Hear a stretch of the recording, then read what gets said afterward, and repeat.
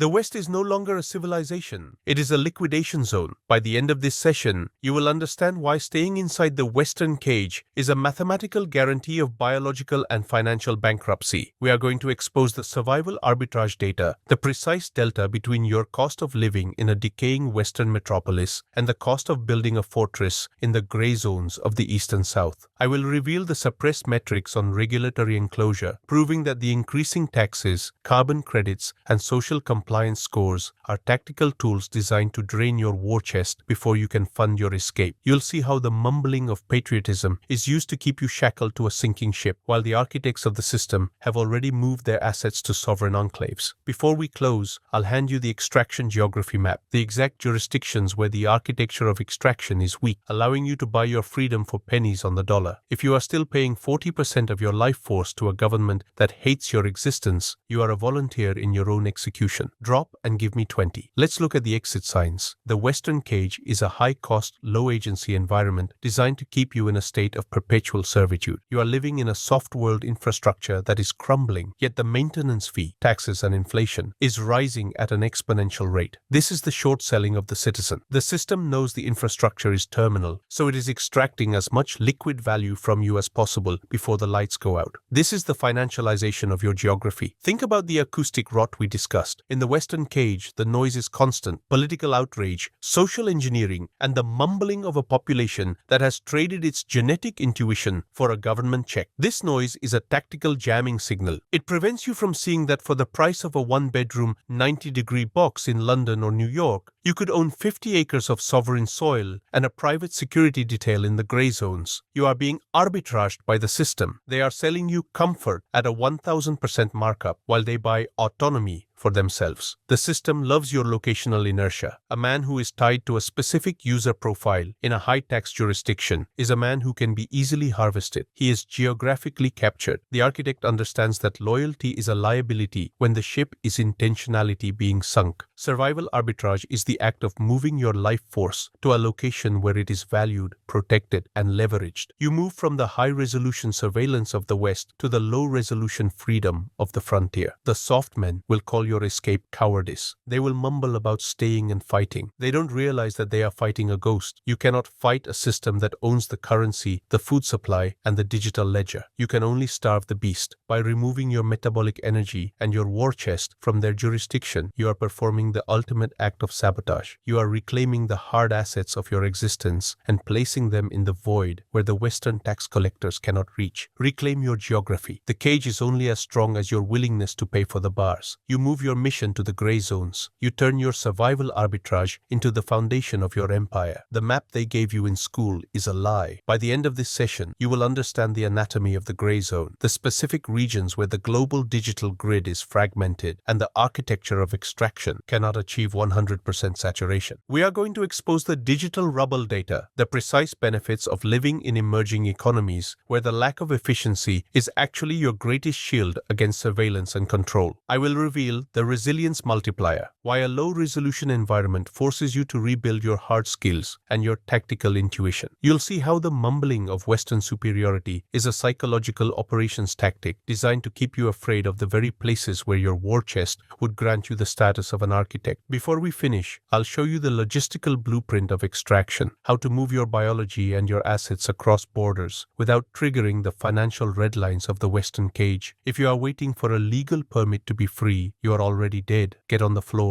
Give me 20. Let's look at the holes in the fence. The soft world is obsessed with frictionless efficiency. Everything is automated, tracked, and delivered. This efficiency is the gallows of the individual. When there is no friction, there is no place to hide. The gray zones are defined by functional friction. The bureaucracy is slow, the infrastructure is manual, and the digital ledger is incomplete. To the soft man, this is hell. To the architect, this is the void of sovereignty. In the gray zone, you can disappear. You can operate in the analog shadows where the AI scrapers and the social credit cameras go blind. This is the arbitrage of complexity. Think about the acoustic rot in your current city. It is the sound of a system that knows everything about you. In the gray zone, the noise is different. It is the noise of the hunt, of the market, of physical presence. presence. You are no longer a data point, you are a man on the ground. Your war chest goes further here because you aren't paying for the permission to exist. You are paying for hard leverage. While the Western slave is paying 50% of his income for safety, the architect in the gray zone is paying 10% for security and keeping the rest for fortification. The system uses fear of the unknown as a wall. They tell you that the East is dangerous, the South is unstable, and the void is deadly. They want you to stay in the safe zone where they can harvest your blood. But stability in the West is just the steady rhythm of execution. The instability of the gray zone is the chaos of opportunity. It is the environment your DNA was built for. Your genes don't want a safety net, they want a territory to defend. Survival arbitrage is the recognition that the unstable frontier is safer for your soul than the stable cage. The architect requires strategic mobility. You must build your life as a mobile asset.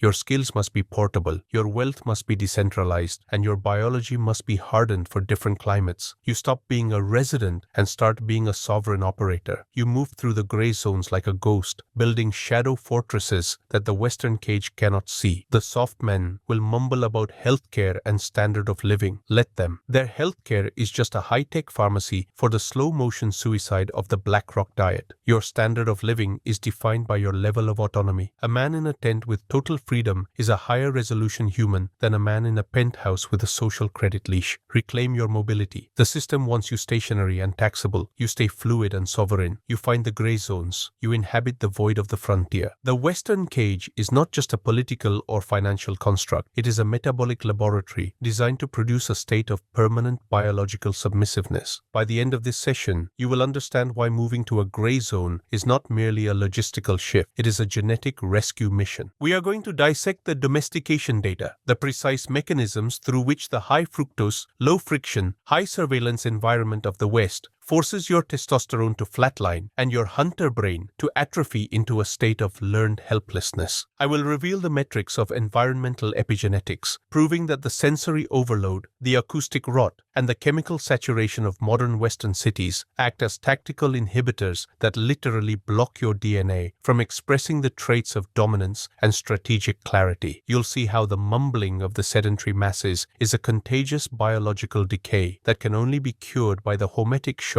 of raw, sovereign soil. Before we finish, I'll hand you the primal recalibration protocol, the exact methodology for using the hard environment of the frontier to restart your mitochondrial engine and reclaim your primal edge. If you think you can remain a predator while living in a managed petting zoo, your genes have already surrendered. Get on the floor. Give me 20. Let's look at the dormant power in your blood. The domestication trap, from predator to prey. The primary weapon of the Western cage is hypercomfort. The system has convinced you that the absence of struggle is the good life. In reality, comfort is a biological eraser. In the soft world, your nervous system is perpetually understimulated by physical reality, but violently overstimulated by pixels and artificial signals. This creates a catastrophic neural disconnect. Your brain thinks it is fighting a war on a screen, while your body is slowly rotting in a cushioned chair. When you remove the need for physical navigation, thermal regulation, and resource procurement, you send a signal to your DNA: the hunt is over. The struggle has ceased. We are now in maintenance mode. Your body responds by down-regulating the production of high-value masculine hormones. This is hormonal short-selling. The system profits from your low testosterone because a man with a low hormonal baseline is predictable. He seeks safety over sovereignty. Agreeable. He lacks the vagal tone to resist social pressure. Sedentary. He is a stable unit of data extraction. Survival arbitrage in the gray zone is the metabolic jailbreak. You aren't just moving to a cheaper jurisdiction. You are moving to a high-friction environment. An environment where you must regulate your own temperature, navigate uneven terrain, and manage your own security. Your DNA recognizes this friction immediately. It realizes the hunt is back on, and it triggers a genetic recall. Environmental epigenetics, the signal and the noise. Your genes are not a fixed blueprint. They are a dynamic library that responds to the environmental signal. In the Western cage, the signal is decay, the acoustic rot, the constant hum of propaganda, bureaucratic noise, and the mumbling killing of a dependent population, functions as a tactical jamming signal. It keeps your nervous system in a state of low-level chronic freeze or fawn response. In the gray zone, the rot is replaced by signal clarity. You are no longer surrounded by people waiting for a government handout or a corporate permission slip. You are surrounded by individuals who must act to survive. This collective frequency of active intent is a biological catalyst, mitochondrial awakening. The increased physical demand of a gray zone environment forces your mitochondria to produce more ATP. You move from a power save mode to a high performance mode. Sensory recalibration. Without the constant blue light flooding and digital noise, your dopamine receptors begin to heal. You regain the ability to feel high-resolution reward from the real-world achievement of the mission. Endocrine dominance. The gray zone friction stimulates the production of androgens. Your body prepares for the possibility of conflict and the necessity of leadership. You stop being a user and start being the architect of your territory. The primal recalibration protocol. The architect does not wait for the environment to change him. He uses the environment to rewrite his code. Moving to the frontier is the first step, but the protocol is the execution. The thermal shock. You embrace the variable temperatures of the frontier. You kill the 90-degree box thermostat. You force your body to engage in brown fat activation through cold and heat. This burns out the metabolic sludge of the West. The terrain infiltration. You move away from paved flat surfaces. You navigate the raw earth. This recalibrates your proprioception and forces your fascial matrix to regain its structural integrity. You stop walking like a soft asset and start moving like a hunter. The acoustic purge. You seek the void of silence found only in the gray zones. You disconnect from the global digital feed for blocks of time, allowing your internal signal to become the dominant voice. The resource hunt. You move closer to the source of your fuel. You procure food and water from the local frontier market, re-establishing the biological connection between effort and survival. The soft men will look at your life in the gray zone and see hardship. They don't realize that their ease is the ultimate hardship, the slow-motion suicide of a soul dying in a gilded cage. They are living a low-resolution life. You are the architect. You want the spring of life that only flows in the places the grid hasn't paved over. Reclaim your biology. The system wants you soft, sedated, and predictable. You stay hard, hungry, and sovereign. You find the frontier. You trigger the genetic recall. The final stage of survival arbitrage is not a vacation. It is a strategic withdrawal of assets from a terminal jurisdiction. You are currently an organ in the body of a dying leviathan, and if you do not perform the extraction now, you will be liquidated along with the host. By the end of this protocol, you will understand the precise mechanics of moving your war chest and your biology into the gray zones, the places where the central ledger's vision is obstructed by the healthy friction